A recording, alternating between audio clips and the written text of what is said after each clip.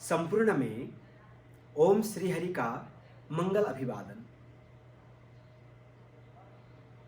योग परमात्मा से जुड़ने का नाम है। योग वो दिव्यता का नाम है। योग वो श्रेष्ठता का नाम है।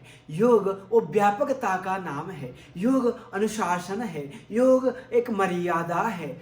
योग भक्ति भी योग है, कर्म भी योग है, धर्म भी योग है, जन्म भी योग है, मृत्यु भी योग है, सभी योग है।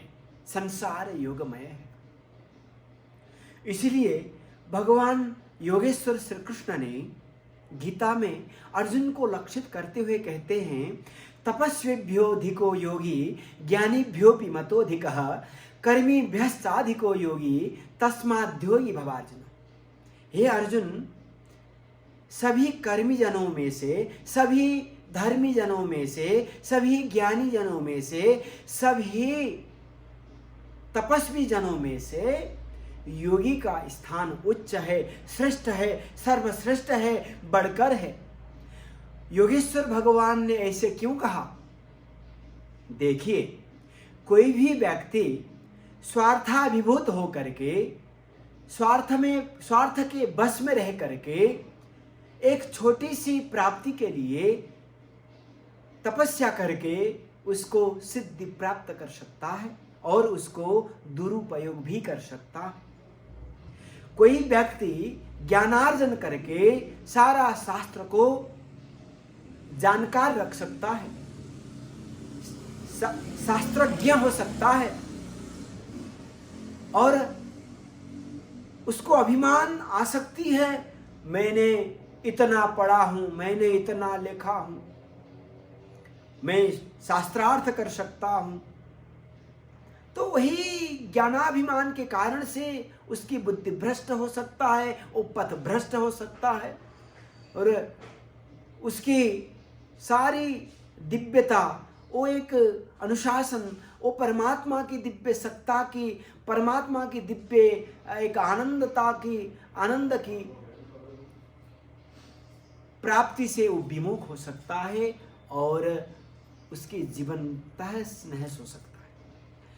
कोई भी एक कर्मी कोई भी कर्म को अपनाकर उसको सिद्धि कर ले सकता है, उससे सफलता प्राप्त कर सकता है और धनार्जन भी कर सकता है। उस धनार्जन करके उसको अभिमान बढ़ सकती है, वो अभिमानी हो सकता है, मेरे पास इतना धन है, मेरे पास इतना बंगला है, गाड़ी है, मैं जो भी कुछ खरीद ले सकता हूं, आज के दुनिया में धन से बढ़कर क्या है। ऐसी अभिमान से उसकी बुद्धि भ्रष्ट होकर के परमात्मा से विमुख हो सकता है। योग वो एक सत्ता का नाम है, वो एक पवित्रता का नाम है, वो एक व्यापकता का नाम है। कोई भी योगी वो योग को प्राप्त करता है तो उसकी बुद्धि में धीरता आती है, वो व्यापक शांत, वो व्यापक विशाल और अनुशासित मर्यादित होता है। हर कोई कर्म वो सहजता के साथ अपनाकर उसमें सफलता प्राप्त कर सकता है, उसको अनुशीलन कर सकता है, उसको अपना ले सकता है। इसलिए भगवान श्री कृष्ण ने यहाँ पर अर्जुन को लक्षित करते हुए हम सभी को योगी बनने की सलाह देते हैं। जब योगी बनते हैं, हर कोई चीज सहजता के साथ करने की ताकत होता है।